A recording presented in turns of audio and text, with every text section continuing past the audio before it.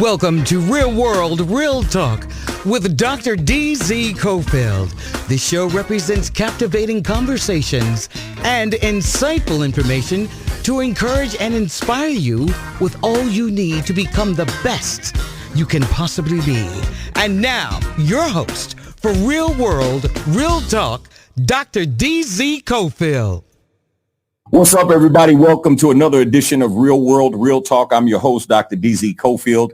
You're listening to your member-supported public radio station, The Choice 90.9, KTSU, and the Real World, Real Talk Network. I am excited today to bring some good news to the forefront. Man, typically we've been spending a lot of time talking about COVID-19 and talking about the racism in our country. And man, I tell you what, it's just been overwhelming. First Lady Michelle Obama talked about low-grade depression. I'm not sure if it's low-grade, mid-grade, or high-grade. I guess it just depends on what kind of grade you want. But man, it has been absolutely overwhelming to see everything that's going on, the number of people who are dying, the circle shrinking around us regarding those that we know who have died because of COVID-19, but also those deaths that are unrelated to COVID-19. I've had 3 or 4 friends close to me who have passed in the last 2 weeks, and it's just been really, really hard. And so if you've been feeling like you've been going through a tough time, feeling like you're kind of getting through or trying to make your way through a dark, murky pit or something like that, you're not alone. But today I've got some good news for those of you who may be struggling in terms of finding a job. You're in need of a job. Maybe you were furloughed and you're just tired of staying home, right? You're just ready to get out and you're tired and you want to get back into the workforce. We have a show for you on tonight that will really, really bless you. Now, just a couple of housekeeping matters before we get started. If you'd like to follow me during the week, you can follow me on Instagram. You can follow me at DZ Cofield. You can follow me on Facebook at DZ Cofield. And you can follow me on Twitter at, you guessed it, DZ Cofield. Let me take this opportunity to remind you to register for the census. You want to make sure you register for the census. Vitally, vitally important. And you may ask why. Well, President is playing some games, right? So he has moved up the deadline for registering for the census to the end of September instead of till the end of October. And the reason that's important is because some of us have been playing in our community. I mean, let's be perfectly honest. We've just been playing.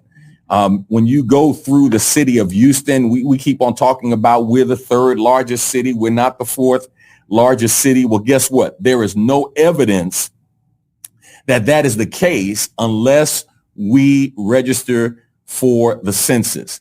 And so many things are tied to the census. We talked about this a couple of weeks ago when we talk about federal funding, when we talk about money for education, when we talk about our congressional representation. I mean, there's so much tied to the census, and we do this every 10 years. We are averaging around the country in major cities, 64% of people having registered for the census. Now, that is crazy low. I mean, 64% is ridiculous. In any school, you're failing, period. But in the city of Houston, we're like at 57%, which means we would sure enough get left back. So if we don't register, we can't access the funds and get all that's available to us. And we will come back again, being ranked as the 4th largest city in the U.S., talking about, no, we're really the 3rd largest, wondering why we're not getting more federal funding and the like. So I want to encourage everybody, go to census.gov. Make sure you take the time to register. It takes less than 5 minutes to do it. Less than 5 minutes. You can mail it in.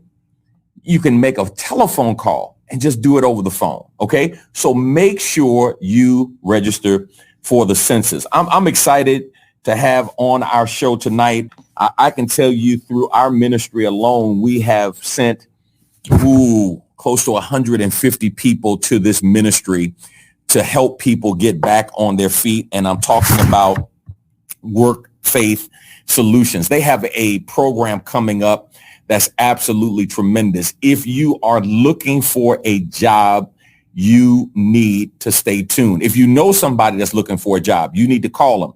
Tell them, tune in to 90.9 KTSU, that's on the FM dial, or KTSUradio.com. Really, really important. There's an event coming up this Tuesday, August the 25th, from 9 a.m. to 4 p.m.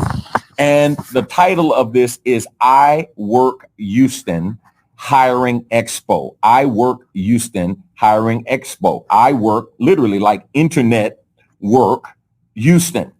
And there are hundreds of jobs that will be available on this virtual hiring platform. I know there are many of you out there who are looking for jobs. You were furloughed.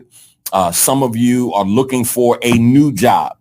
You're kind of worn out where you are. You're looking for a fresh start. If that's what you're looking for, you have an opportunity through I Work Hiring Expo, I Work Houston, to get that new job, to get that new position. I'm excited to have both the CEO and the manager of community relations with us on today. Let me take this opportunity to introduce them.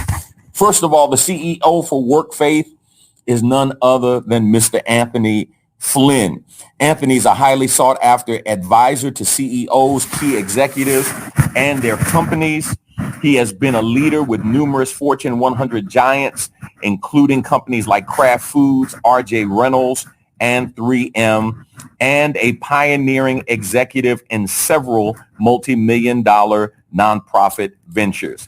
Anthony has been a featured speaker at Harvard University, Emory University, Georgia Tech, the University of Memphis, and many other institutions. He has also appeared on numerous TV, radio, podcasts, and has also given many keynote addresses. He's the author of 2 books, The Executive Pipeline and The Happiness Map, Finding Fulfillment in Life and Work. We're happy to have him with us. He recently has relocated to Houston from Atlanta, where he served as president of the 100 Black Men of Atlanta. And in that position as the executive director, he interacted with some legends in our community. And now he comes to Work Faith Connection. And we're really excited to have him with us on today. And then we have Kim Kasi McKee. She's a native Houstonian.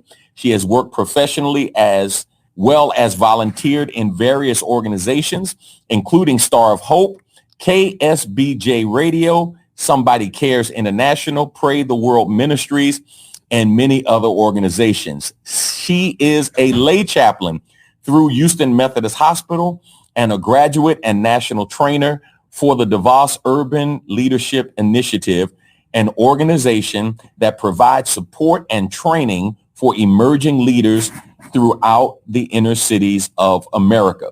She's a graduate of the University of Texas with degrees in broadcast journalism and speech communications.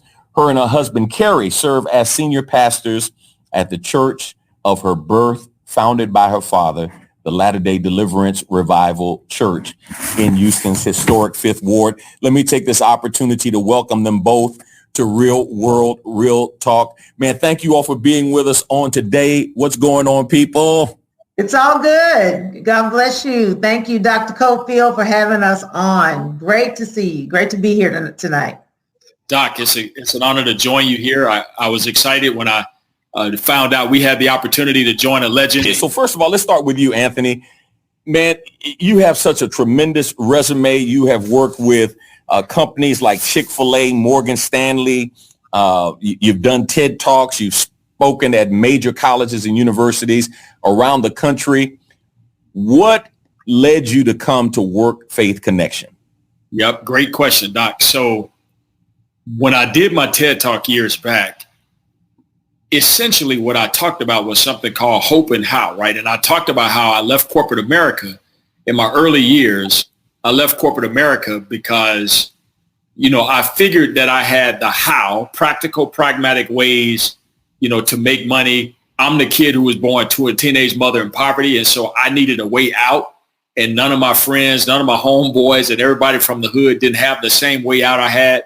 So I figured out the how, but I didn't really have hope. So I was miserable. I had, cufflinks every day, fully suited and booted, company car, 4-state territory. I'm living the dream life at 24 years old, youngest person in the country in my role, only African-American male in the country in my role. And yet I was looking for hope.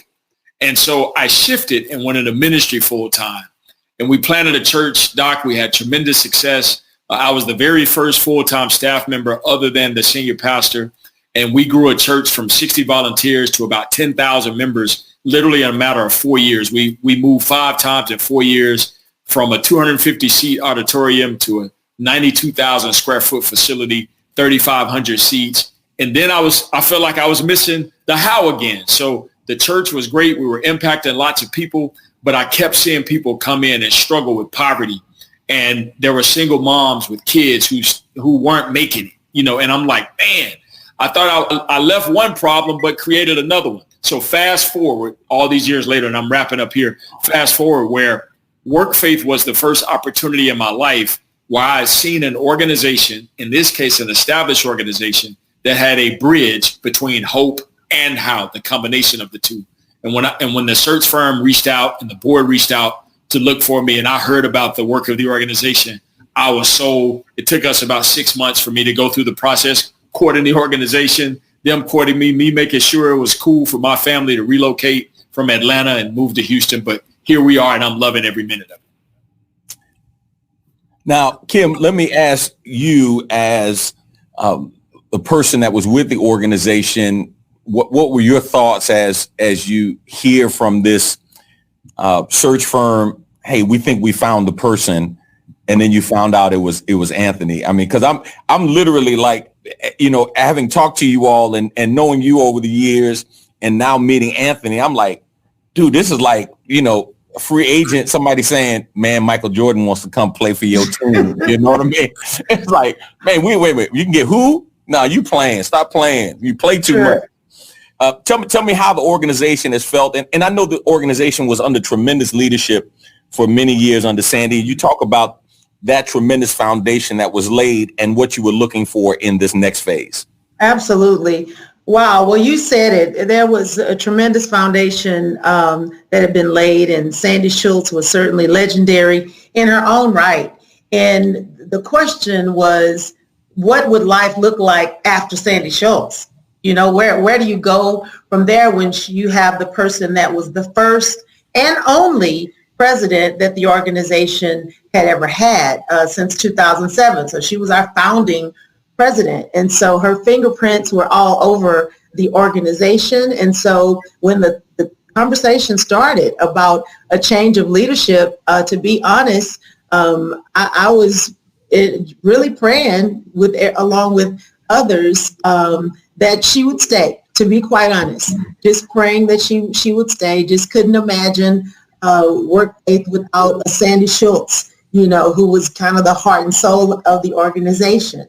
But I tell you, as somewhere along the way, the Lord really began to tender my heart to just release Sandy, release that prayer to him, let go, and allow him to do what he needed to do to take this organization to where it needed to go.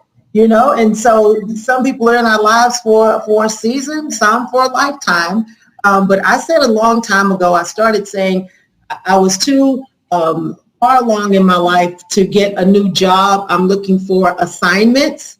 And so I look at wherever I'm working, it's an assignment. You're going to be there for a season and then move on. And so it was obvious that Sandy had completed her assignment for that phase of that foundational pioneering work that she did, so that we could be in a healthy enough state for this unprecedented season that we are in.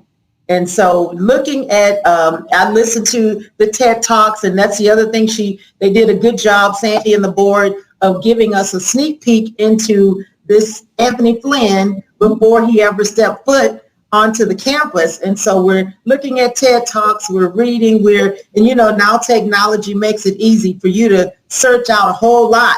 So I'm Googling, I'm just doing everything I can do.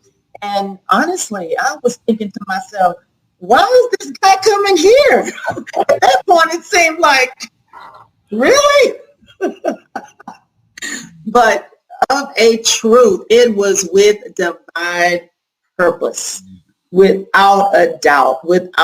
Just from the moment he stepped on off the elevator, I'll say, to that first meeting the week of March 17th. And first of all, I'm going to tell you what impressed me immediately. Seeing the great respect, camaraderie that had already been built between he and Sandy.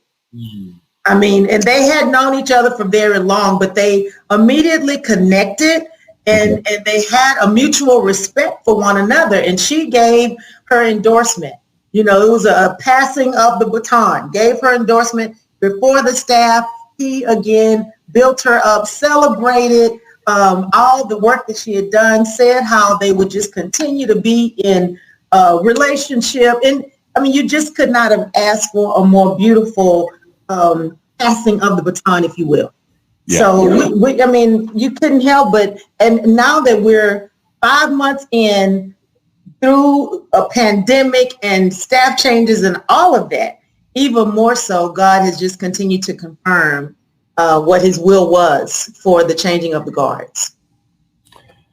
You know, it's amazing that you say that. And I know, Anthony, you having worked with companies with CEOs who transitioned in, one of the mistakes I see young leaders making, especially in the pastoral realm, is this attempt to build their platform on the bones of their predecessor instead of on the foundation of their predecessor. To try to destroy who was before them, to try to make themselves look good. And they don't know how that adversely affects those that they're coming in to lead. Kim, before I go back to Anthony, I want you to give our audience who may not be aware of the mission and vision of Work Faith Connection and what it has done, if you could give us that historical perspective. And then I want to have Anthony share with what he perceives to be this next journey, including I Work Houston, which I think is an absolutely tremendous idea. So let's talk historically.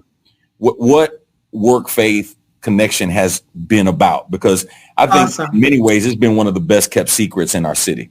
Sure, absolutely. So the mission of Work Faith Connection is to provide faith-based training and coaching to anyone who desires long-term employment.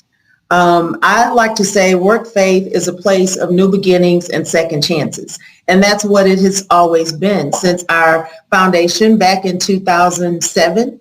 Really been there to provide hope, encouragement, to build confidence in people who find themselves unemployed. And the width and breadth of the types of people we serve is part of the beauty of the organization, because I tell people we can help you from GEDs to PhDs, from Penn State to the penitentiary, and everything in between. If we've ever looked for a job, we have all at some point been a discouraged job seeker. And a lot can come out of that discouragement if you don't have an organization, a group of people like Work Faith who literally will come alongside you, help you to brush yourself off, kind of get out of your emotions, if you will, and get back into the job search. And so we're there to help provide all kinds of job readiness tools and preparation. It's amazing. Even the people who think that they don't need any help, finding a job. I was one of those people, had worked at the same organization for 16 years. And you find yourself, if you've not looked for a job in a long time, you're not thinking about the fact that now the way you find a job in 2020 looks different than the way you looked for a job 5 years ago, 10 years ago. And so Work Faith is right there as that organization that we want to make sure that you are informed of the landscape and the things that you need to do to make yourself employable, and to not only just finding a job, but to keep a job. I want to say for our listening audience, I've known of WorkFaith for several years, and we referred people, as I said at the beginning of the show. So I actually went to sit through the coaching sessions and to experience what people would experience, those that we referred. And I tell you what, I was so impressed, because more than just helping people find a job, you all deal with helping people change their lives. And that distinction was so powerful, and it was so well communicated. Mm-hmm. I mean, from, hey, you're going to be on time. You need to do what you need to do. Matter of fact, first day, you're going to have to be honest with yourself before you can be honest with us. Mm-hmm. And honesty is going to cost you, but dishonesty will cost you more. Mm-hmm. And I was like, mm-hmm. Wow. I was like, man, this is like ridiculous. And if the session starts at 9, don't show up at 9:01, because you're not getting in. Like, it's like no playing, no games. And I need to say this for our listening audience, because it's not just for people who are employed or who are looking to improve their employment. This program welcomes those of you who may be hard to hire, those of you who may be coming out of incarceration. And that's one of the distinctives of WorkFaith Connection, unlike other job fairs that I know have been held in the past, where you have people who say we want to hire people and give people a second chance, but they're really not equipped to do it emotionally. They're not equipped to do it spiritually. The people who come to WorkFaith and say, hey, we have a job, they understand the mission of WorkFaith. And that is so powerful. And one of the things I love, and I told people this, hey, if I was locked up for 5 years and I worked in the kitchen, WorkFaith will help you put that on your resume. You don't leave no 5 years blank. It's like a culinary expert. Work for the state of Texas, you know what I mean? And you put it in there, and it's like, okay, wow, I never thought about that. And so when you have those gaps, even, for example, stay-at-home moms, right. you were basically an entrepreneur, a CEO of a company called Your House. And so how do you formulate that in a way that translate and makes you more employable? And that's a tremendous testimony. So again, if you know somebody, and we'll talk more about this later, but if you know somebody who has been hard to hire, if you know of somebody who means well, but man, they just haven't been able to land that job, iWork Houston is the hiring expo for you. That's August the 25th. This year, 2020, August the 25th, Tuesday, 9 a.m. to 4 p.m. It is virtual, and you can get all of the information online if you go to workfaith.org/iWork-Houston, or just go to workfaith.org. If you just go to the website, it's going to come up and it'll tell you, hey, you can register. Here's this event. You want to make sure you tap into this tremendous resource.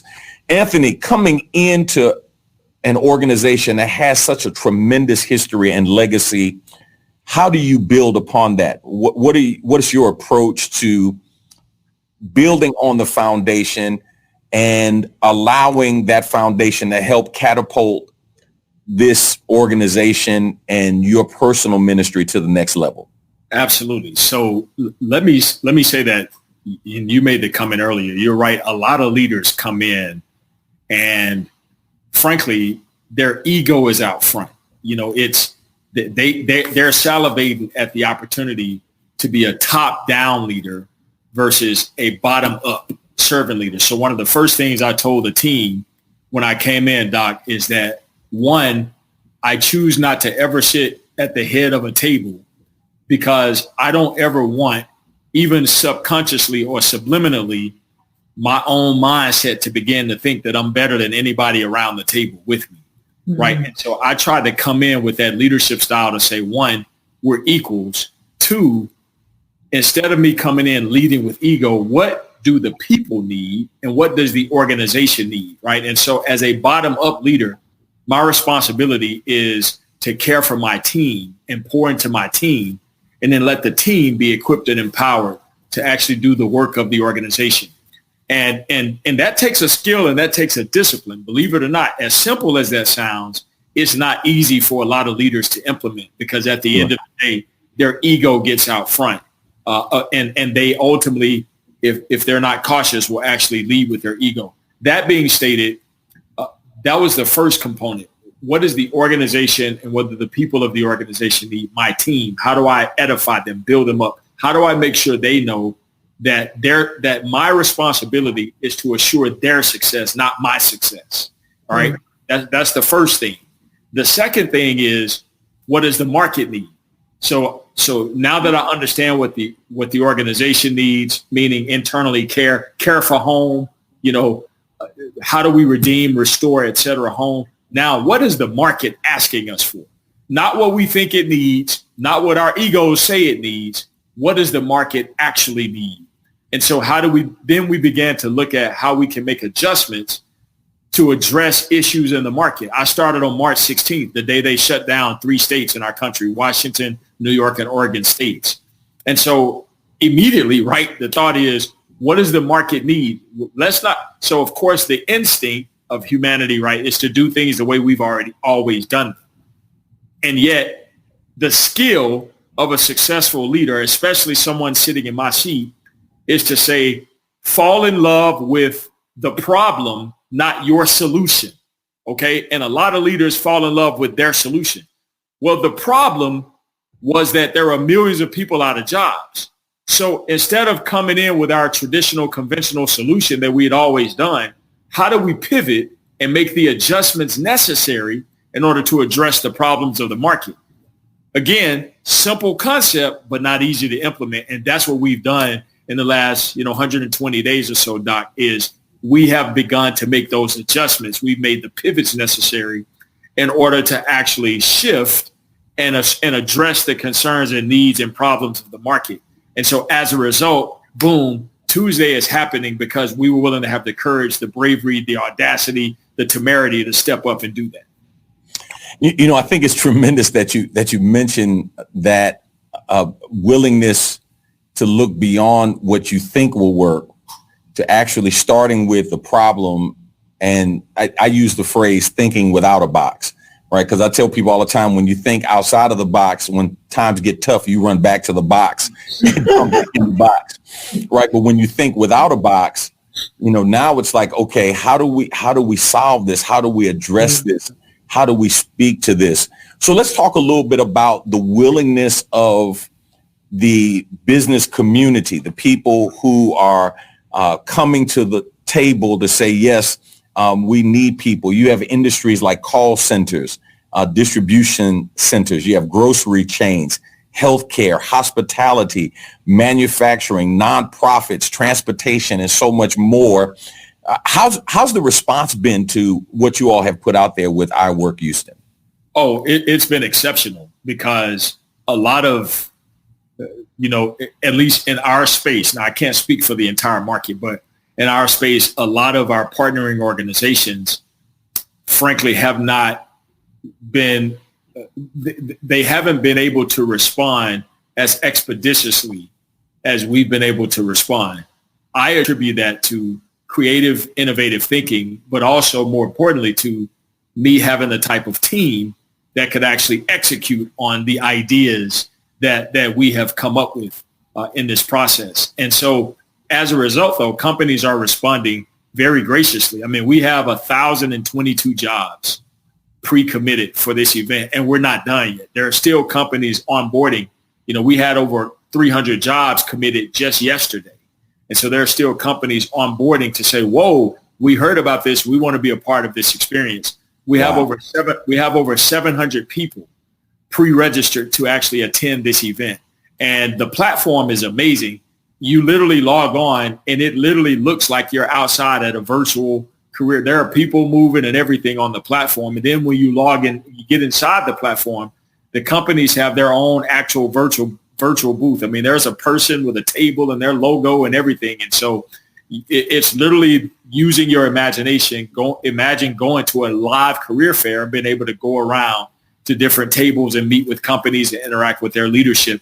And so we've structured it that way. And both the audience, those who are in need of employment, as well as the companies are responding well. And I'll say this, 80% of the people who have registered are people who are not currently employed. And so that speaks to the demand. And frankly, we know it, right? But what happens for a lot of us is we get overwhelmed by the concept that there's a problem, but we're not acting on providing solutions. And so, right. Yeah. No, I tell you what, 1,000 jobs is absolutely tremendous.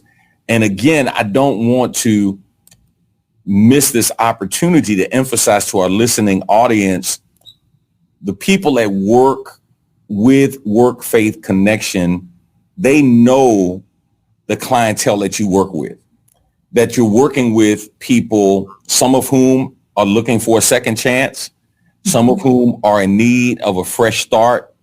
And one of the things I love about the program is you address not just job readiness. I mean, everybody can dress for success.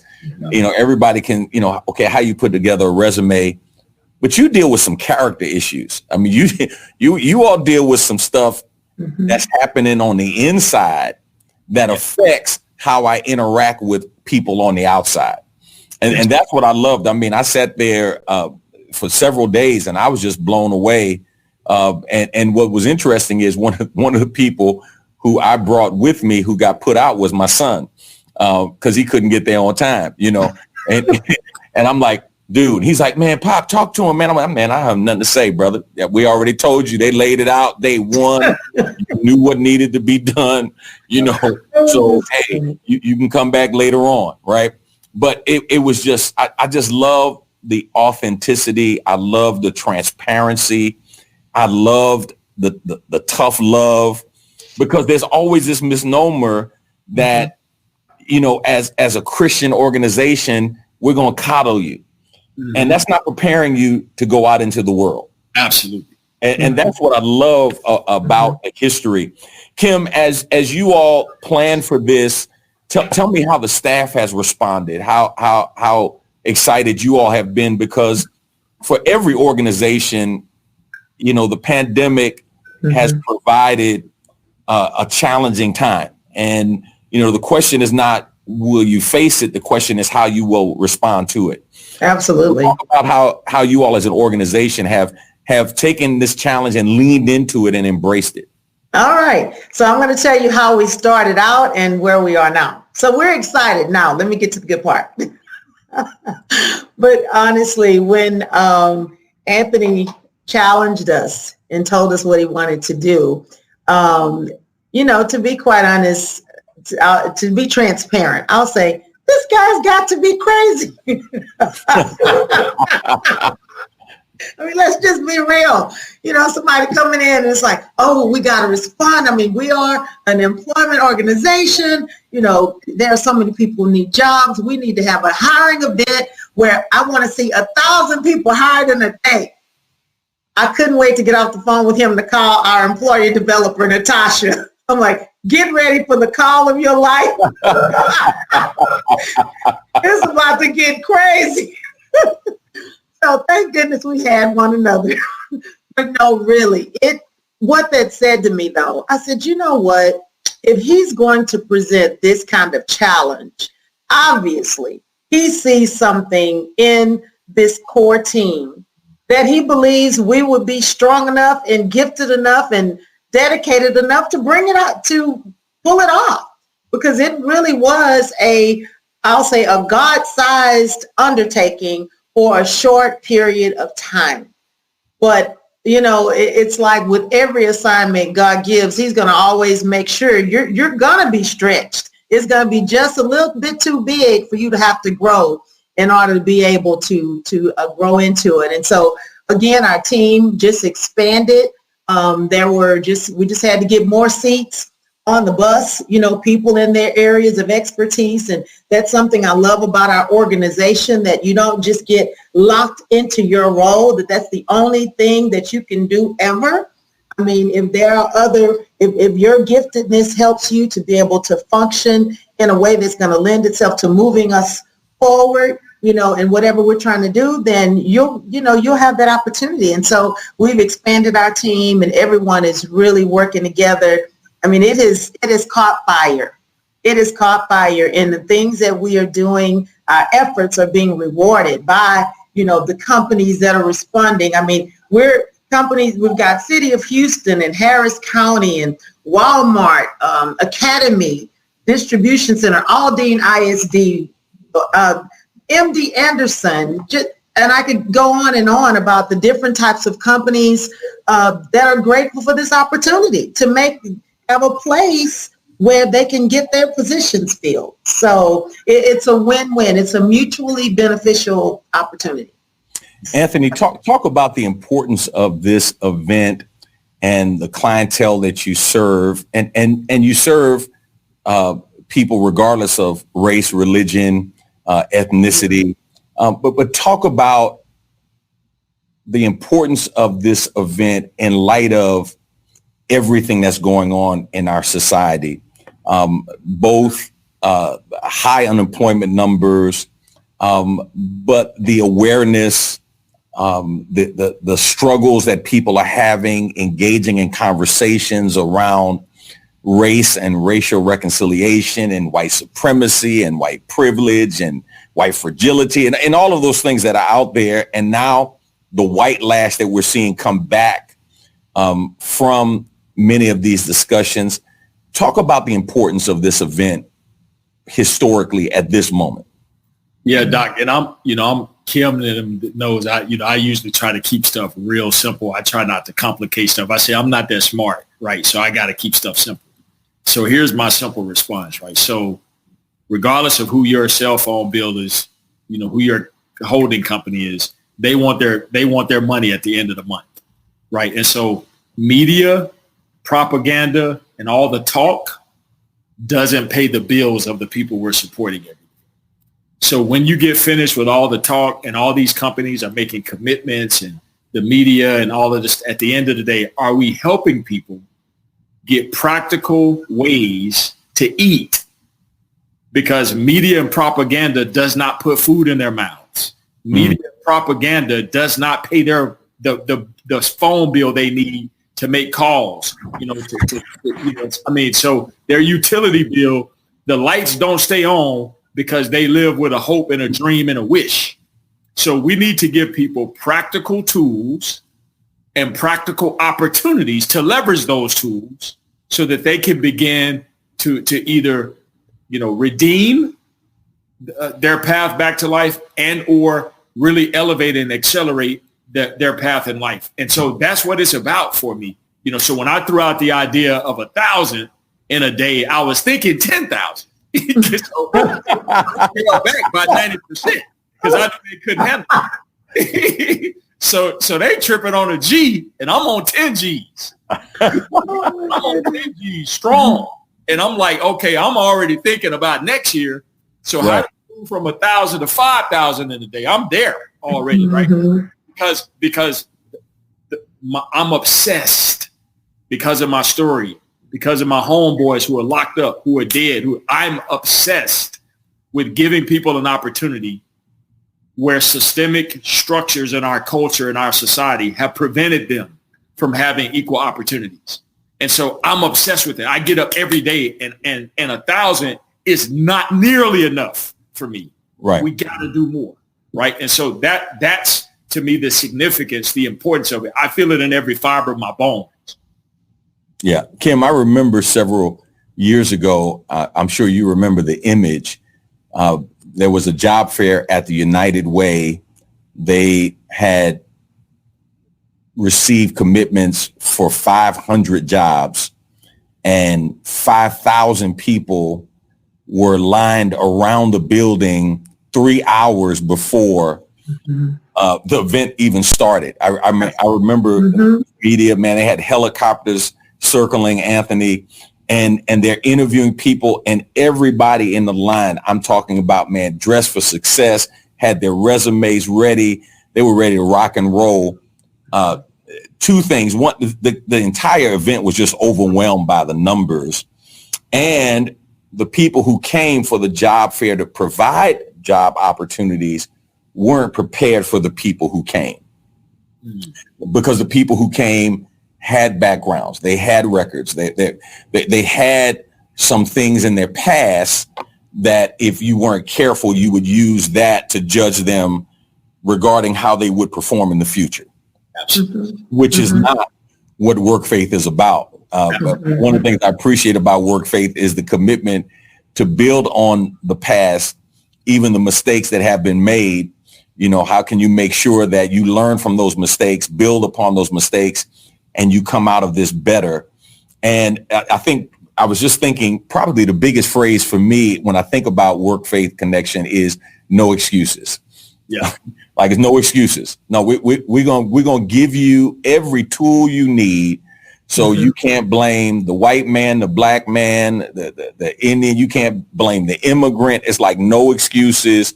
You have to take responsibility for what you have done and for what you need to do in order to get where you want to be.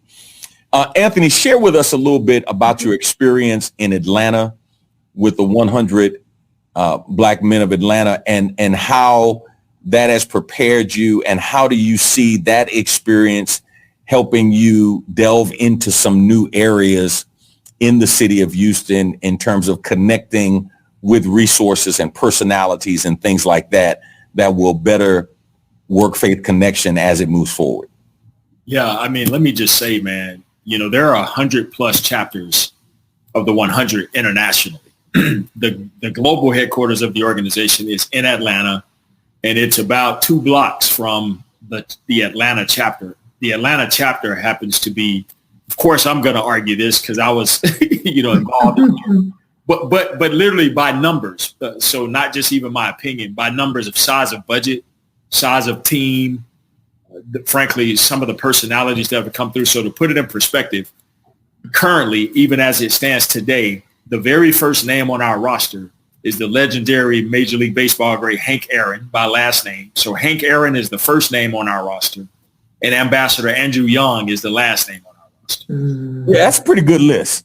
And so, so imagine everything in between is right. Wow. It's amazing. And so to answer your question, can you imagine me just, I literally remember, I got a call. I was at a church going in, to deliver some stuff. And I got a call, said, "Hey, Anthony, I finally got in touch with Ambassador Young. He said, just swing by the house."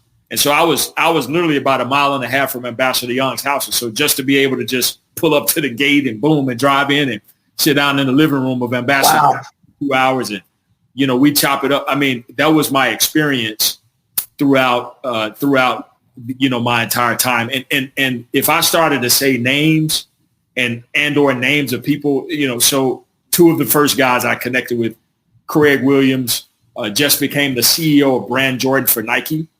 So he interviewed with Jordan. He spent a week in Michael Jordan's home last Christmas before they made the final decision. Also the CEO of Lowe's, the company that competes with Home Depot. By the way, the market is up for companies like Home Depot because people are doing a lot of home improvements. They're do-it-yourself. So the CEO of Lowe's, is a member of the 100 of Atlanta. And I could just go down the list. So what it showed me was the power, frankly, of the African-American race. I already knew, that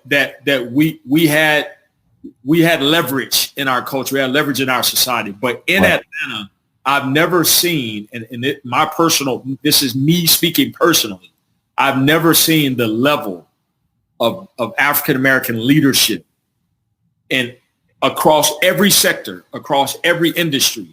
It's amazing what we're doing. And so the energy that empowered me to bring to Houston, right, is to say, okay, if that doesn't exist in the city, because of what I've been able to experience in Atlanta, I need to be at the forefront as a pioneer. And I know that leadership is there, but here's what I'd say is unique about Atlanta, Doc, and I've been all over the country.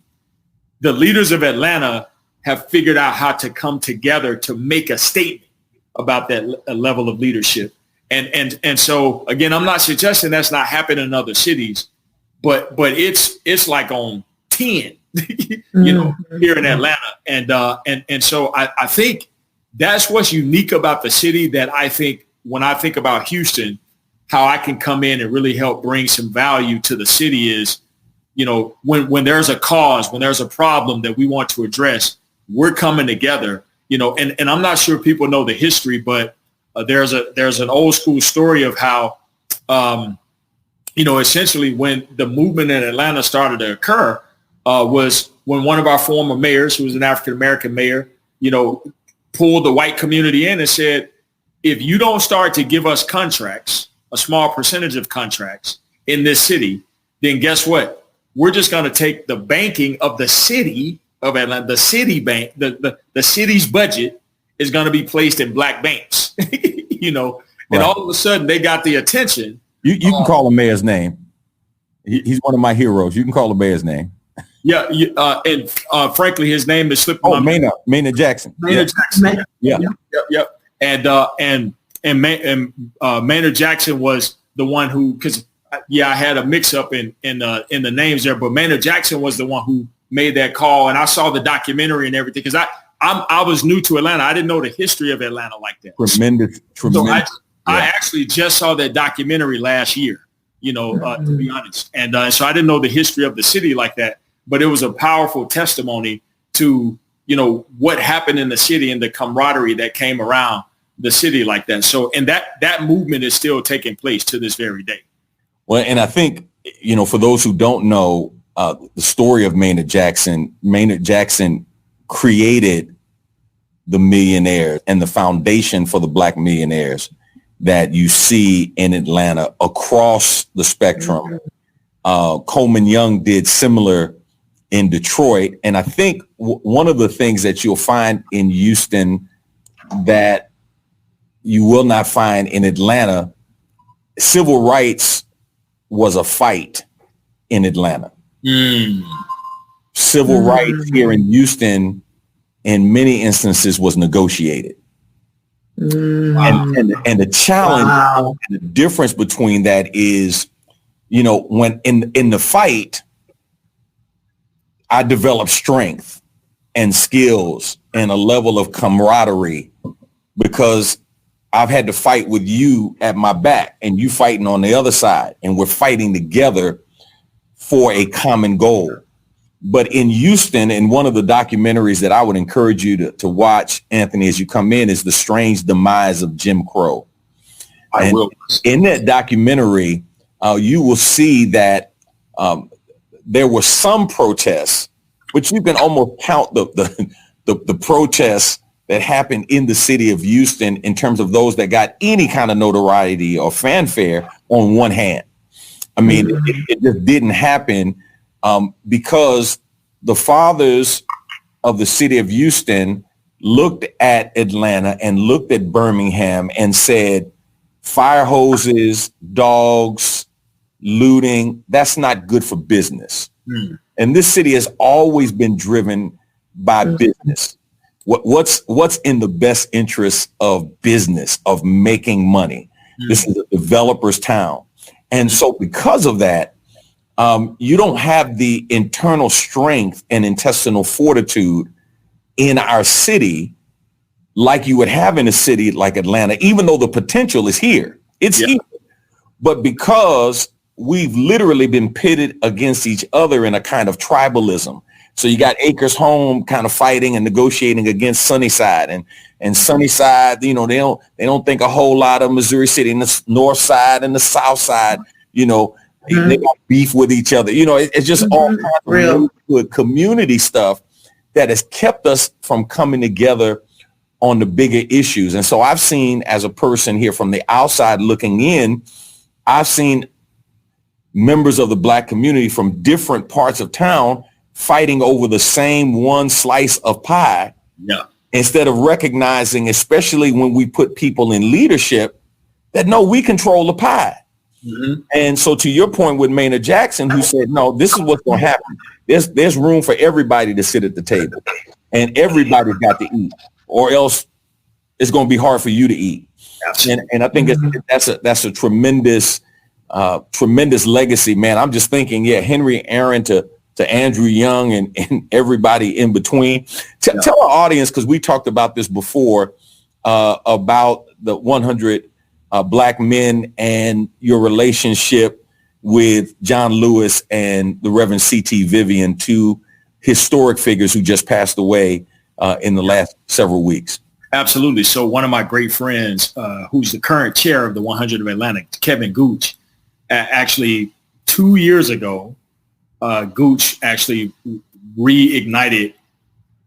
We basically have a 100 honors gala. Of course, it got, due to COVID-19 and everything, it got canceled for 2020, but it was reinstituted. So there was years ago, the organization was known for their galas and the celebrity guests and the awards that they would give. And so that shut down for about a decade or so, if I'm not mistaken. But then, there's a younger breed of us, right, who essentially came into the organization. And so Kevin, who's the current board chair, right before he became the board chair, reinstituted the 100 Honors Gala. And we actually had the opportunity and the privilege to actually be able to honor both John Lewis and C.T. Vivian in 2018 at the gala. And then we actually created awards that made them the namesake. So last year, we actually gave the award in honor of them to other people. And so it was such an honor to be able to have, those two on board.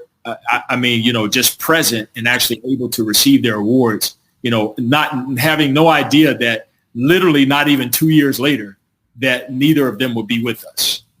Yeah. It just reminds me of the charge that we have, man, to honor those who are with us while they're with us. Yeah. Because if nothing else, COVID has been a stark reminder of how short life is. That's right. How fragile we really are. As we get ready to close today, I want you all just to give our audience, each of you, kind of that 30-second pitch as to why this event is so important. Work Faith Connection, bridging this employment gap with this virtual hiring expo. Why is it so important? Ladies first, Kim. Sure. Well, I'll leave you with the words of our manager of coaching. Her name is Stephanie Johnson, and she often says to the folks who she will receive as they complete a class, she says, we're here to help you win. And how often do you have an organization like a Work Faith to a free, my husband calls it free 99, where it's a free, it will cost you your time, but for this opportunity where folks will come alongside you and help you in every conceivable way to ascertain your next job opportunity and so much more. As you said, it's not even just about a job. It's really, and for some people, it's a whole new life. So let us come alongside you and help you as you make that next big step. Anthony? It's hard to follow that. Not going out of the park, sir.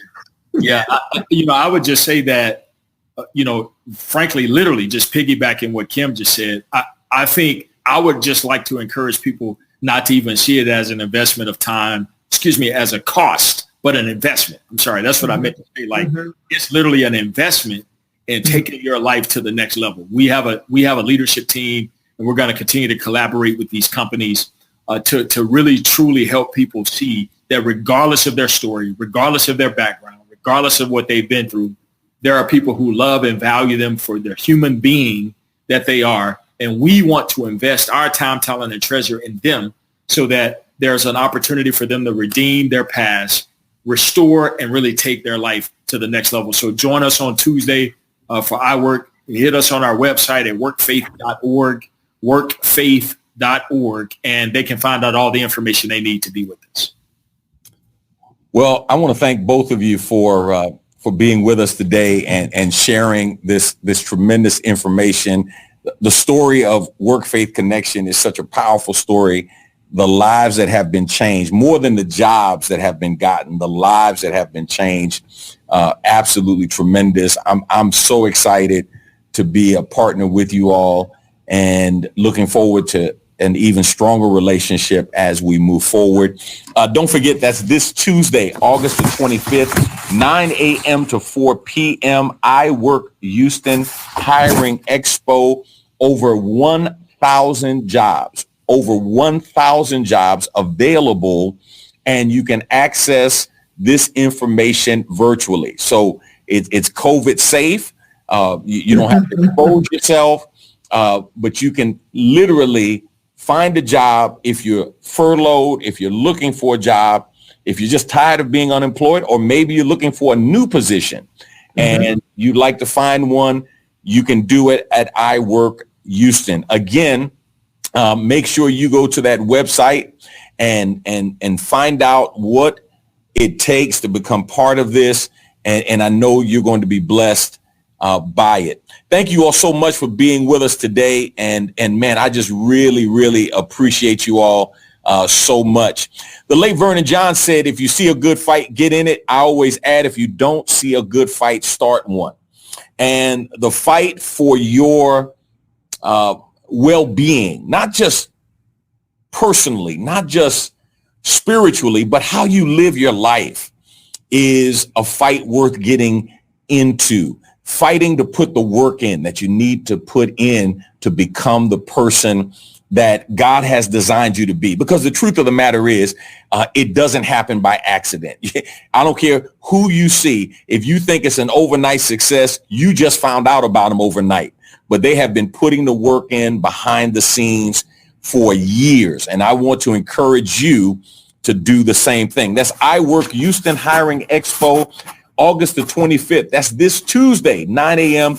to 4 p.m. Listen, I got to get out of here. It's time to go. Thank you for being with us on Real World, Real Talk on Houston's member-supported public radio station, The Choice 90.9, KTSU, and KTSUradio.com. You can also catch reruns of this on the Real World, Real Talk podcast network. All right. Until next time, God bless is my prayer. Peace. Thanks for listening to this episode of Real World, Real Talk.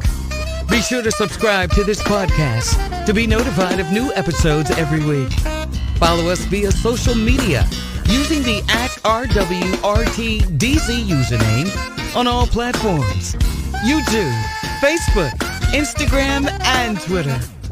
To submit any comments, questions, sponsor opportunities, or future show suggestions, visit us online at rwrtdz.com or via email at info@rwrtdz.com. Thank you for listening, and we hope you've been inspired to be the change you want to see in the world today. Until next time, be real, keep it real, and stay real.